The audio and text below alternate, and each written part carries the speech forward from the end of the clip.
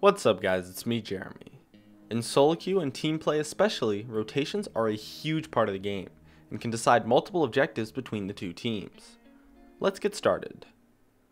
For those who don't know, rotation is when your team as a group goes from one objective to another in an attempt to outposition the enemy team and end up with some objectives. Now when it comes to rotations, you need to consider both your positioning and your opponent's positioning, and two major elements that take place: pressure and open spaces. The positioning aspect isn't too complicated. If someone shows bottom, it means they aren't top, and so your team can go top and try to take the tower, things like that. The only positioning that really sets up rotations is when someone isn't with the rest of the team, and because of this, rotating properly without your whole team is very difficult. In addition, we have pressure and open spaces. Rotations in general are all about taking advantage of open spaces, by making your opponent have poor positioning on the map, making it difficult for them to respond. They go somewhere, and then you take advantage of that time they are there to go do something else. So how do you create these open spaces? Through pressure, of course. By pressuring an area, it forces your opponents to react in some way. They may try to trade objectives, but most likely they will go to defend that area.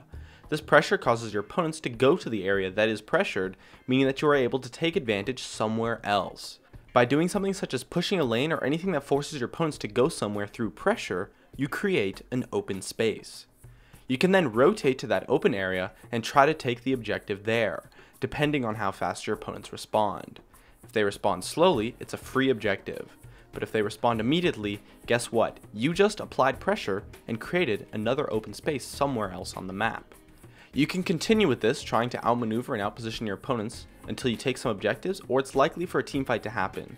If a teamfight happens, especially during a rotation, it can easily catch you out and lead to some pretty poor positioning.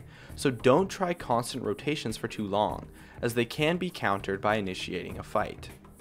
And when it comes to reacting to your opponent's rotations, you need to think what you want to get out of the situation. If you just want to hold your objectives, just react accordingly and defend. Just be sure to react and rotate quickly. However, if you think you can gain something positive out of the situation, you could perhaps try a counter push or a counter rotation where you go somewhere else on the map and ignore the opponents entirely. If you take your objective faster or can overwhelm your opponents with significantly greater pressure, you can easily end up on top and force them to rotate to you. However, that only really works if your team as a whole is ahead. In general, you just want to try to predict your opponent's movements and react accordingly based on what you're trying to get out of the situation. And I think that just about covers it. My name is Jeremy, and that's it for my video on rotations. If you enjoyed this video, feel free to check out some of my others on the screen right now, or stay connected at facebook.com/gamingcurios. Drop a like and make sure to subscribe for some more awesome content in the future. As always, thank you so much for watching, and I'll see you guys next time.